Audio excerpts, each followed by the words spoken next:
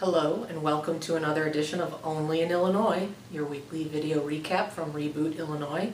I'm Madeleine Doubek here with Matt Dietrich, and this week we saw for the first time since just after the primary the first side-by-side explosion between Democrat Pat Quinn and Republican Bruce Rauner as they get into the home stretch of the campaign for governor. There was a Tribune editorial board meeting that was live streamed on the internet. Right. It was a forum officially, not a debate, but it served the purpose of a debate. And really, it was the first time that Pat Quinn and Bruce Rauner had been face-to-face, really, and interacting with each other as they fielded questions and as they responded to questions from the editorial board. Which the editorial boards typically do this as they prepare to make their endorsements in a race in traditional media.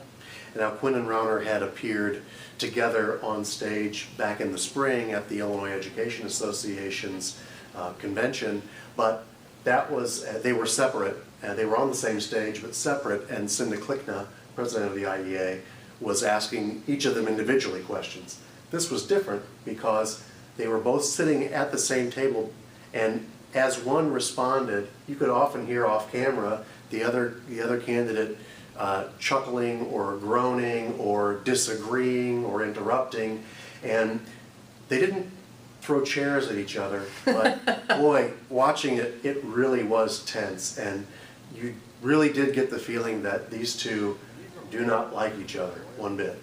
And that this is going to be a brutal, clawing fight to the finish. Right. Now, in the 2 days since that appearance, the Rauner campaign has said that it declined an invitation to take part in a debate that was going to be held in Springfield with the State Journal-Register and some other organizations down there. They said, no, we're doing a couple in Chicago, they're doing one in Peoria in October, and the Rauner campaign said, that's enough. So what does that mean exactly? What's the strategy here for people who may not follow this as closely as you and I do? Well, usually when it comes down to debate scheduling, the front-runner candidate is the one who gets to sort of pick and choose. And I think this is a case where the Rauner campaign wants to establish that, hey, we are the front-runner.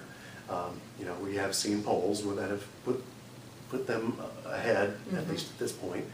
But I think there's another reason for this, and it goes along with the way Rauner has campaigned so far.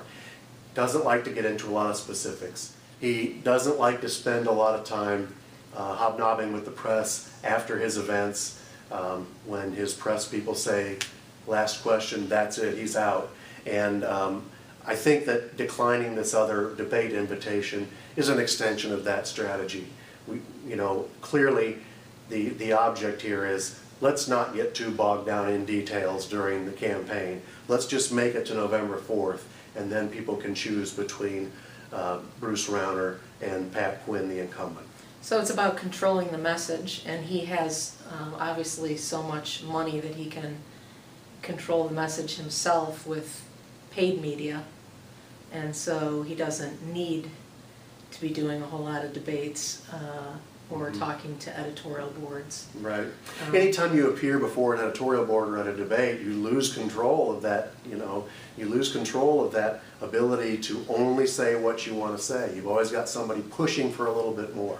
Right, and so at one point during the Tribune debate, he was asked about, you know, how does this all end up being balanced when you want to, you know, the income tax rate is supposed to go down in January. You've said you'd reduce it over 4 years. You're going to raise taxes on services a little bit, but you also want to boost education funding and spend billions on public works, maybe even putting Illinois into more debt to do that. How does that all add up? And he responded that, I'm setting the goals and we'll figure out the plan to get to the goals later.